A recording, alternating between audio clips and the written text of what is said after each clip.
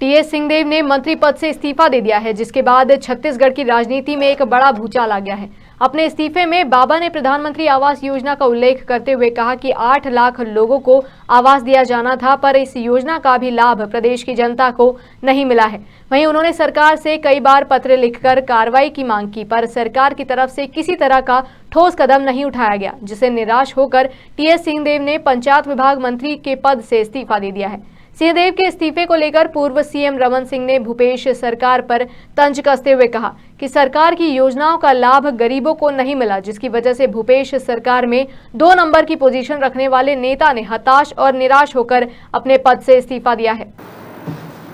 TS Singhdeo जी इस सरकार के दूसरे नंबर के मंत्री हैं और वो ऐसे मंत्री हैं जिन्होंने सरकार को यहाँ तक लाने में, यानी जो सफलता मिली है उस पर एक महत्वपूर्ण भूमिका निभाई थी।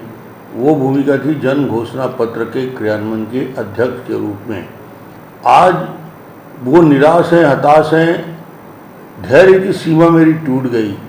यदि भारसाधक मंत्री को ये कहना पड़े किसी सरकार में कि मेरी धैर्य की सीमा टूट चुकी है और मैं इस पद को धारण नहीं कर सकता, जिसका मतलब ये है कि सरकार में मंत्रियों के बीच और मुख्यमंत्री के बीच क्या स्थिति है, किस प्रकार डायलॉग नहीं है।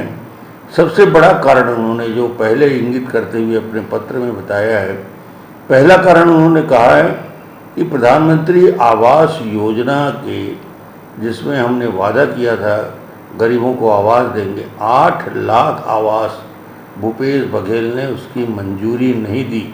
भूपेश बघेल ने गरीबों के आवास बनने नहीं दिया।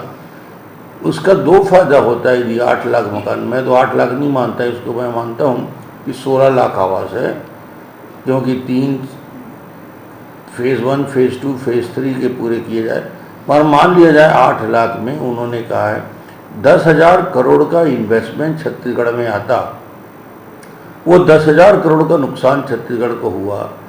8 लाख से लेकर बेघरवार गरीबों के लिए आवास बनती तो गरीबों के जीवन में खुशहाली आती। वो टीएस सिंहदेव निराश हैं कि गरीबों को आवास नहीं दे पाए।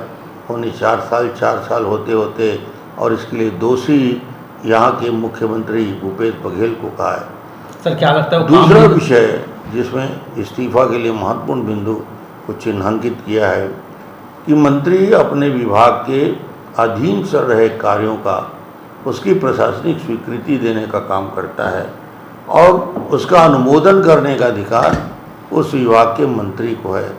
हमारा आश्चर्य होता है पंचायत और ग्रामीण विभाग में अनुमोदन के लिए चीफ सेक्रेटरी की अध्यक्षता में सचिवों की कमेटी बना दी है।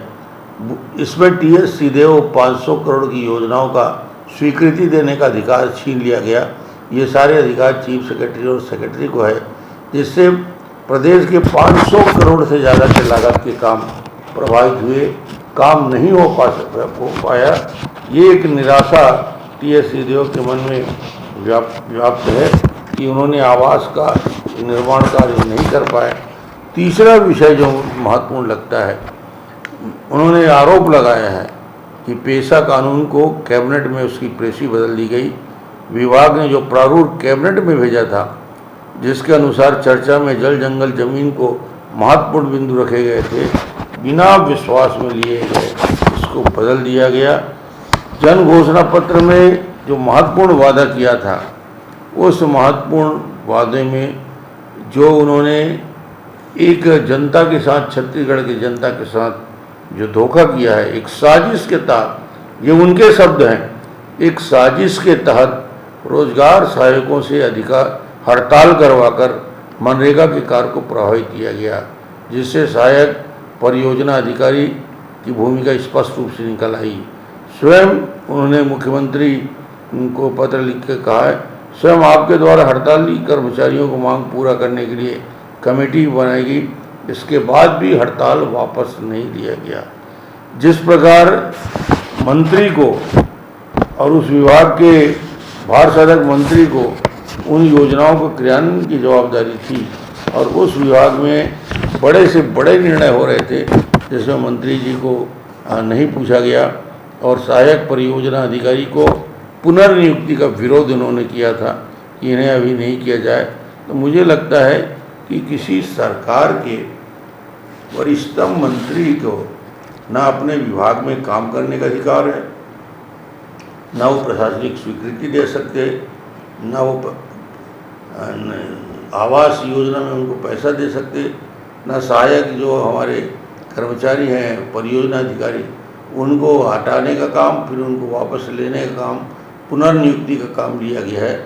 तो ये स्थिति छत्तीसगढ़ में पूरा सभी मंत्रियों की है। कोई इस्तीफ़ा दे दिया है थोड़ा हिम्मत करके, बाकी लोग मन ही मन में आक्रोशित हैं, नाराज़ हैं, और एक दिन ऐसा विस्फोट होगा जैसे हमने देखा है कि महाराष्ट्र में जो स्थिति बनी थी, सारी की सरकार धरी रह गई और सारे लोग बगावत में आ गए। तो धीरे धीरे स्थिति बनेगी।